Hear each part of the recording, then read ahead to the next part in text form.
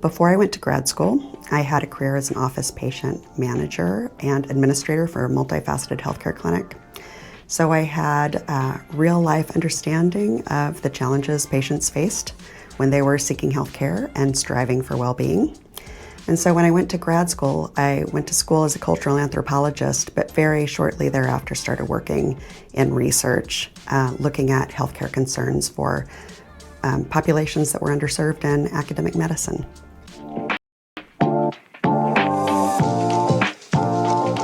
So I think the biggest challenge for me was that I was a first-generation college student. So no one in my family had that experience of how to help me understand just the complexity of what I was doing, and also things like financial decisions, how to make them, what to do.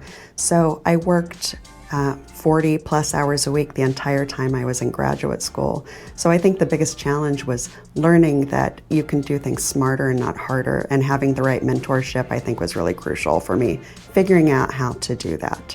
I learned a lot during that period of time, but I think I could have done it in a more condensed, quicker period had I had the right mentorship when I was in grad school. I would say find a mentorship team. You know, at every stage of our professional and career development, we're learning new things about ourselves. When we go to grad school, we learn skills and fundamentals to our disciplines and our academic pursuits, but we're not taught how to manage a team, how to be in leadership, how to have strategic communication. I think all of those things are really crucial to advancing in a professional journey that takes you beyond what we train for in school into a career that we can build. I love to cook and entertain friends and family. We also love to travel, and since moving to Colorado, we really love paddle boarding and hiking. So I've become a full-on Coloradan, and we love it. So that's what my family and I do together. So really, I love all of the holidays in December. It's like one of those periods of time where it's completely multicultural. We're a multicultural family, so we celebrate Hanukkah. Basically, it's a day where we light the menorah, candles in the menorah for 9 days. We sing prayers and we make latkes and we have gifts for those, and our family really comes together around Hanukkah. It's like one of the key celebrations for Judaism that we, aside from the high holidays, that we celebrate together, which, you know, we really enjoy. And then we go and visit my mother and celebrate Christmas. And it's just a fun time to connect with people and to also have all of those celebratory situations, but it's really just about being with family. It's about food traditions. It's about enjoying each other. And so I would say, all of that is fantastic. So before I got into healthcare, at the very beginning of all of this, in the 1980s, I came out of the closet in the middle of the HIV and AIDS epidemic. 2 years later, my cousin, who was also gay, was murdered for being gay.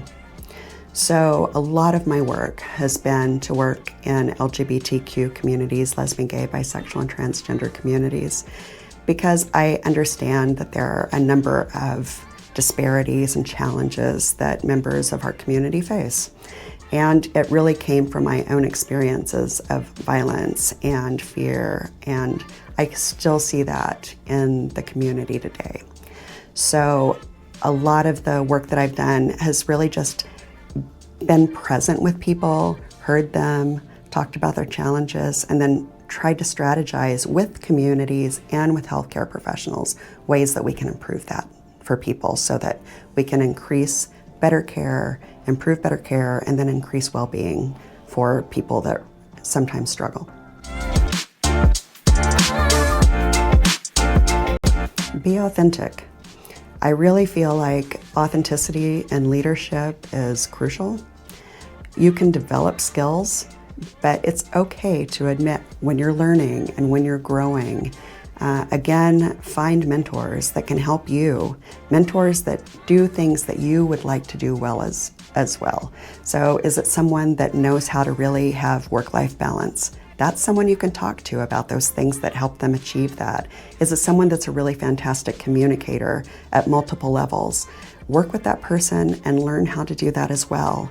The same with grant writing and research development. Work with people whose work inspires you, work that you can learn, and then also, you're stepping in, you're following in those footsteps. And really, we stand on the shoulders of giants all the time. So it really behooves us to check our ego, be who we are, and learn. That helps you to build community and leadership. And I think that that's a fundamental in being a successful leader.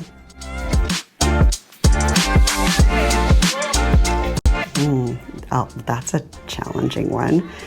I mean, I think most people may not know that I am a complete animal fanatic, as are my daughters and my wife. We have 3 cats and 2 dogs, and the dogs get on the paddle boards. My daughter volunteers at an animal shelter every weekend, and so we're just very, dedicated to kind of taking care of animals in our culture as well.